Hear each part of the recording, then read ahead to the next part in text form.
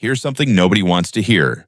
Your goals are probably useless. Not because you picked the wrong ones, not because you lack ambition, but because goals, the way most people use them, are one of the least effective tools for actually changing your life. And yet every January, every Monday, every fresh start moment, people do the same thing. Write goals, feel motivated, fail quietly, repeat. This video isn't about setting better goals. It's about why you should stop relying on them entirely and what to build instead.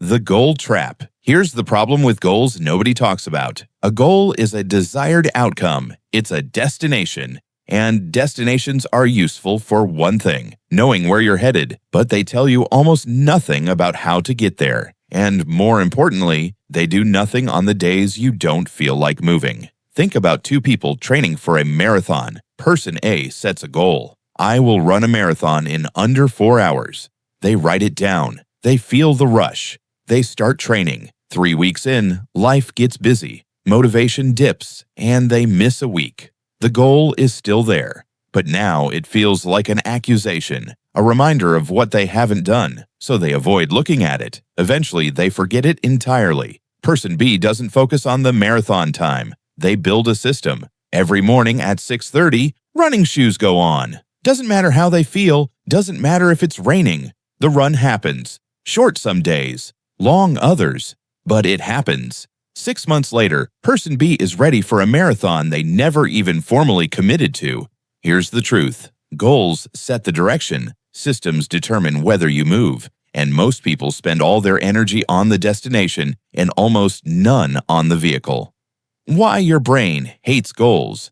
Your brain isn't wired for long-term outcomes. It's wired for immediate feedback. When you set a goal, your brain does something fascinating and sabotaging. It partially simulates the achievement. You feel a small version of the reward just from imagining the result. Research shows this is why telling people your goals can actually make you less likely to achieve them. The brain gets a preview of the finish line and quietly decides the race is already run. Goals also have a finish line problem. Once you hit a goal, what happens? Most people stop. They lose weight, then regain it. They finish the course, then stop learning. They hit the sales target, then coast. The goal was the thing keeping them going, and once it's gone, so is the behavior. Systems don't have a finish line. They just run. A system isn't lose 10 kilograms. A system is, I move my body for 30 minutes every day, and I eat a vegetable with every meal.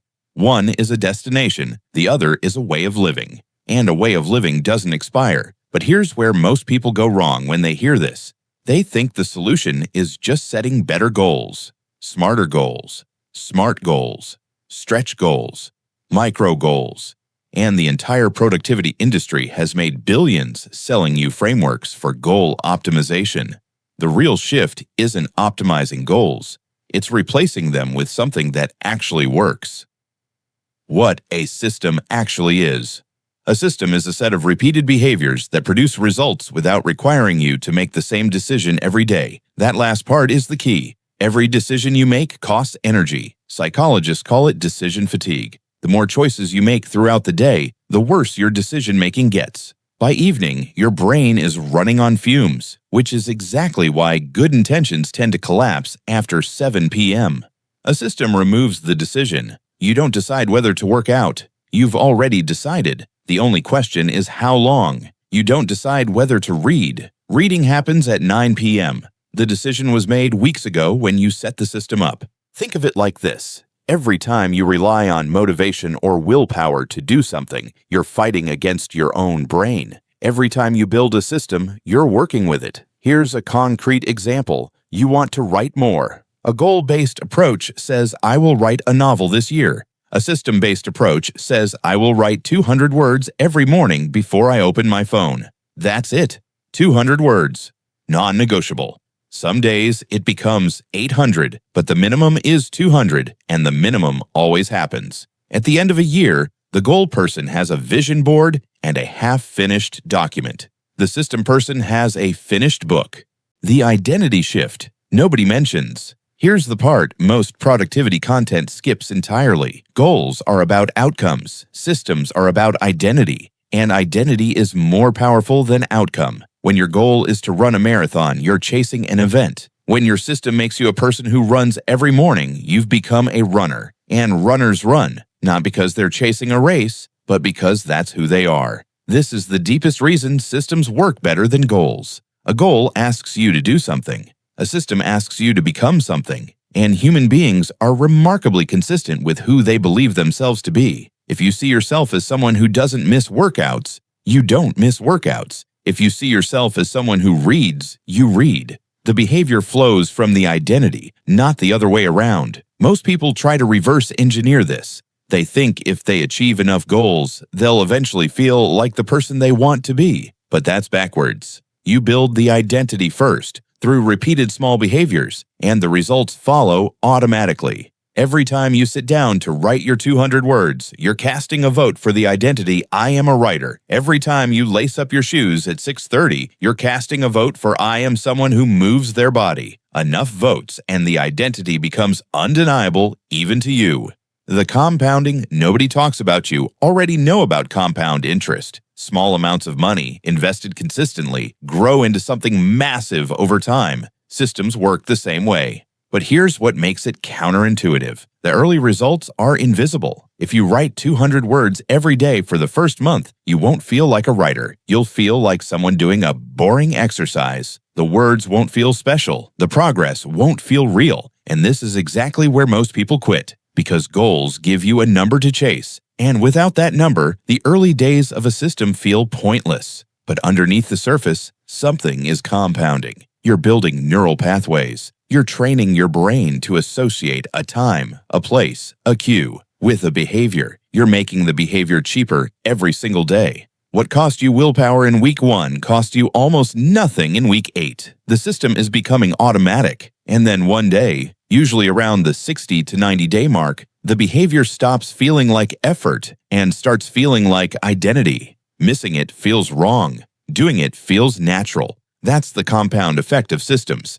And you can't rush it. You can only trust it. The goal chaser sees no results in month 1 and pivots. The system builder sees no results in month 1 and stays the course. Because the system isn't about results yet. It's about becoming.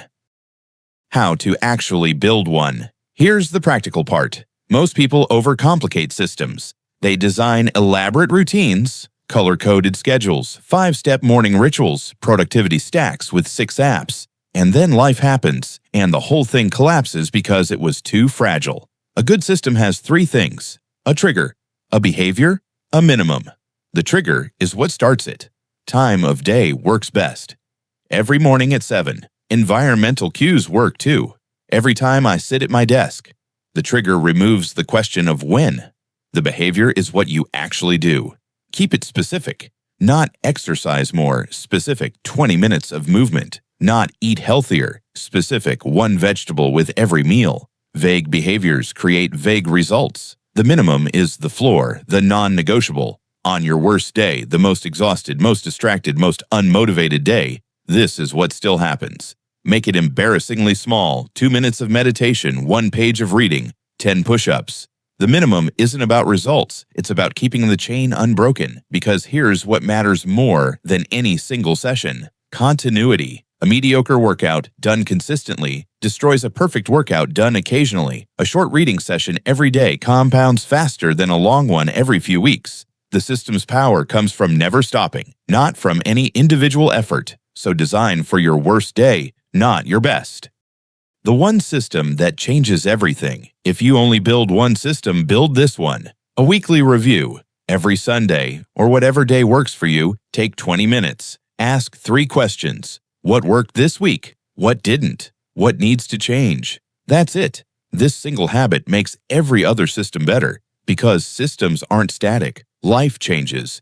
Your energy changes. Your schedule changes. A system that worked in January might be broken by March. The weekly review catches this before it becomes a month of wasted effort. Most people run broken systems for months without noticing because they never stop to look. They wonder why they're not making progress. But they haven't checked the engine since they started. The weekly review is your diagnostic tool. It keeps you honest. It keeps the system alive. And here's something counterintuitive. The review itself is a system, a meta-system, a system for improving your systems. Once it's running, you're not just building habits. You're building the habit of improving habits, and that's a completely different level. What happens to goals? This isn't about throwing goals out entirely. Goals still serve a purpose. They tell you which direction to point your systems. They give you a loose horizon to work toward. But they're the compass, not the engine. The mistake isn't having goals. The mistake is depending on them. Depend on your system. Let the goals sit quietly in the background as context, not as the thing you're chasing every morning. Because on Tuesday at 6:30 a.m., the goal doesn't get you out of bed. The system does. And when you stop obsessing over the destination, something unexpected happens. You start enjoying the process. The run becomes enjoyable. The writing becomes satisfying. The work becomes interesting. Because you're no longer measuring every session against a distant finish line. You're just doing the thing you do. And then, almost without noticing, you look up one day and realize you've become the person you were trying to become. Not because you hit a goal, because you built a system. And you never stopped running it. Goals feel powerful. They're exciting to set. They give you a rush. But rushes fade. And when they do, all you're left with is the question, do I have a system or am I just hoping? Here's what you do today. Pick one area of your life you want to change.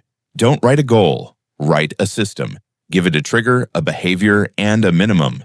Run it for 90 days without measuring results. Just run it. The results will come. They always do. For people who build systems instead of chasing goals. If this shifted something for you, subscribe. There's more where this came from.